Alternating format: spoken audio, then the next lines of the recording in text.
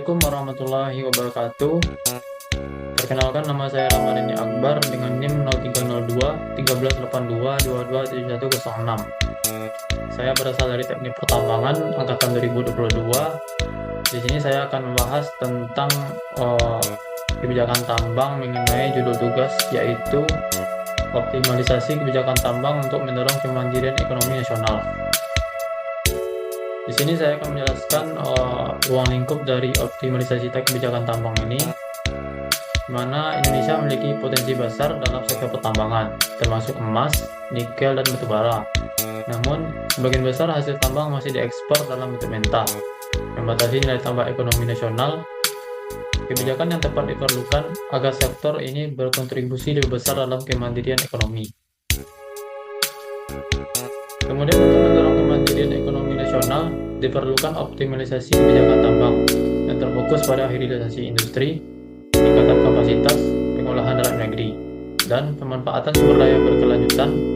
Kebijakan ini harus mampu menyeimbangkan antara kepentingan ekonomi, sosial, dan lingkungan, serta mendorong keterlibatan pemerintah, sektor swasta, dan masyarakat. Dengan kebijakan yang tepat, sektor tambang tidak hanya berkontribusi pada pertumbuhan ekonomi jangka pendek, tetapi juga dapat mempertahankan ketahanan ekonomi dan kesejahteraan masyarakat dalam jangka panjang. Masuk yang selanjutnya, yaitu tujuan optimalisasi kebijakan tambang pada kemandirian ekonomi. Di sini terdapat 4 poin. Yang pertama yaitu meningkatkan nilai tambah ekonomi dengan pengolahan dan pemurnian di dalam negeri. Yang kedua yaitu untuk mengurangi ketergantungan pada impor bahan tambang dan produk turunan. Yang ketiga adalah mendorong pembangunan industri berbasis tambang, dan yang terakhir adalah meningkatkan kesejahteraan masyarakat sekitar tambang melalui CSR dan kebijakan berkelanjutan. Kemudian masuk yang poin selanjutnya, yaitu undang-undang yang mengatur optimalisasi kebijakan tambang pada kemandirian ekonomi. Bisa kita lihat bahwa terdapat 4 poin undang-undang yang mengaturnya. Yang pertama yaitu Undang-Undang Nomor 3 Tahun 2020, di mana pada undang-undang ini merupakan revisi atas Undang-Undang Nomor 4 Tahun 2009 tentang pertambangan mineral dan batubara, atau disebut juga dengan Minerba. Pada undang-undang ini memperkuat pengelolaan sumber daya mineral dengan memberikan kewenangan lebih besar kepada pemerintah pusat dalam perizinan tambang, serta memprioritaskan hilirisasi dan peningkatan nilai tambah tambang di Indonesia. Kemudian masuk yang selanjutnya yaitu Undang-Undang Nomor 11 Tahun 2020 tentang Cipta Kerja. Nah, pada undang-undang ini menyederhanakan perizinan di sektor pertambangan dengan tujuan meningkatkan efisiensi investasi dan mempercepat pengembangan industri tambang. Peraturan ini juga mendorong peningkatan produktivitas tambang dan penerapan praktik berkelanjutan. Masuk yang ketiga yaitu Peraturan Pemerintah Nomor 25 Tahun 2001 tentang penyelenggaraan bidang energi dan sumber daya mineral. Pada peraturan ini mengatur tata cara pemberian wilayah dan perizinan dalam sektor pertambangan, serta memperketat pelaporan kegiatan usaha tambang. Dan yang terakhir yaitu Peraturan Pemerintah Nomor 78 Tahun 2010 tentang reklamasi dan pasca tambang. Pada peraturan ini mewajibkan perusahaan tambang untuk melakukan reklamasi ataupun pemulihan lingkungan pasca eksploitasi tambang sebagai bagian dari komitmen terhadap keberlanjutan dan tanggung jawab terhadap lingkungan.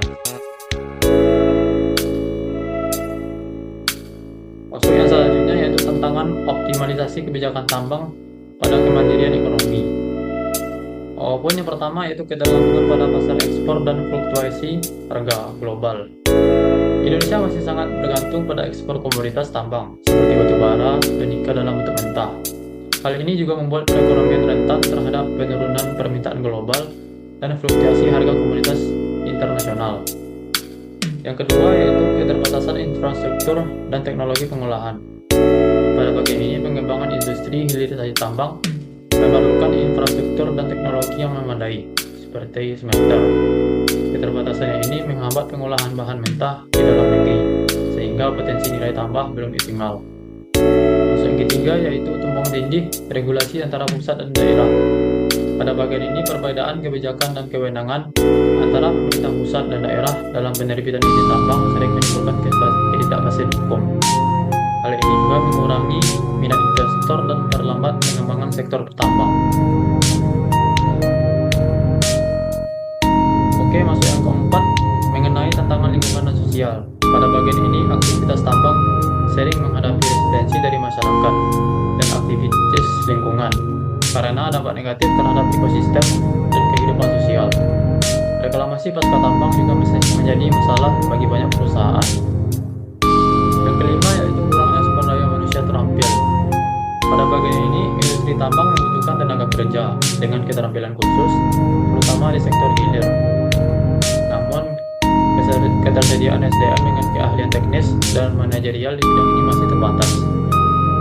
Yang keenam yaitu ketidakpastian dalam kebijakan intensiv dan perizinan. Meski beberapa kebijakan telah dikeluarkan untuk mendorong hilirisasi, perubahan regulasi yang sering terjadi dapat membingungkan pelaku usaha dan memperlambat investasi di sektor ini. Kemudian yang selanjutnya masuk ke dalam strategi optimalisasi kebijakan tambang pada kemandirian ekonomi. Yang pertama itu yaitu penguatan hilirisasi dan peningkatan nilai tambah. Pada bagian ini menerapkan kebijakan larangan ekspor bahan mentah seperti yang dilakukan pada api nikel untuk mendorong pengolahan dan pemurnian di dalam negeri. Yang kedua yaitu pengembangan infrastruktur dan teknologi.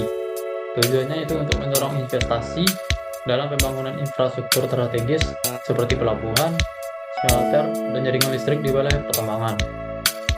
Yang ketiga dari strategi optimalisasi yaitu harmonisasi regulasi antara pusat dan daerah, di mana sebelumnya dalam tantangan terdapat tumpang tindih, maka dari tujuan kita strategi perlu harmonisasi. Bagian ini menyederhanakan dan menyelaraskan regulasi perizinan antara pemerintah pusat dan daerah pusat untuk mengurangi ketidakpastian hukum bagi investor. Oke, masuk ke dalam peran pemerintah dan swasta dalam optimalisasi kebijakan tambang pada kemandirian ekonomi. Pada bagian pemerintah dan swasta memiliki peran penting dalam optimalisasi kebijakan tambang untuk mendorong kemandirian ekonomi nasional. Pemerintah sendiri bertugas menyusun regulasi yang mendorong hilirisasi, menyederhanakan perizinan, dan memberikan insentif fiskal seperti pajak dan royalti rendah bagi pelaku usaha yang mengolah mineral di dalam negeri.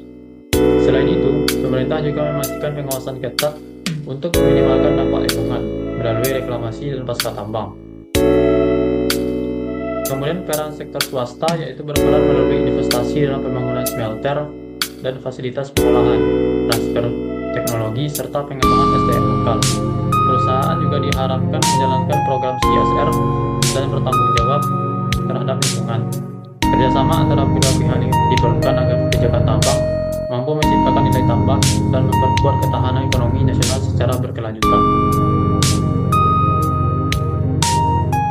Masuk yang selanjutnya yaitu dampak optimalisasi kebijakan tambang. Yang pertama yaitu peningkatan kontribusi sektor tambang terhadap PDB nasional. Yang kedua yaitu terciptanya lapangan kerja baru di sektor hilir. Yang ketiga pengurangan defisit neraca perdagangan melalui ekspor produk bernilai tambah. Dan yang terakhir yaitu peningkatan kesejahteraan masyarakat di sekitar tambang. Masuk yang terakhir yaitu mengenai kesimpulan tentang optimalisasi kebijakan tambang pada kemandirian nasional. Yang pertama yaitu saya simpulkan optimalisasi kebijakan tambang penting untuk mendorong kemandirian ekonomi. Kemudian yang kedua yaitu perlu sinergi antara pemerintah, swasta, dan masyarakat agar tantangan-tantangan dalam kebijakan optimalisasi itu dapat dikurangi. Kemudian yang terakhir yaitu kebijakan berkelanjutan akan memastikan manfaat ekonomi, sosial, dan juga lingkungan. Baiklah, mungkin sekian yang dapat saya sampaikan pada penjelasan kali ini. Jika ada kata-kata saya yang salah, saya mohon maaf. Saya sudah dengan Assalamualaikum warahmatullahi wabarakatuh.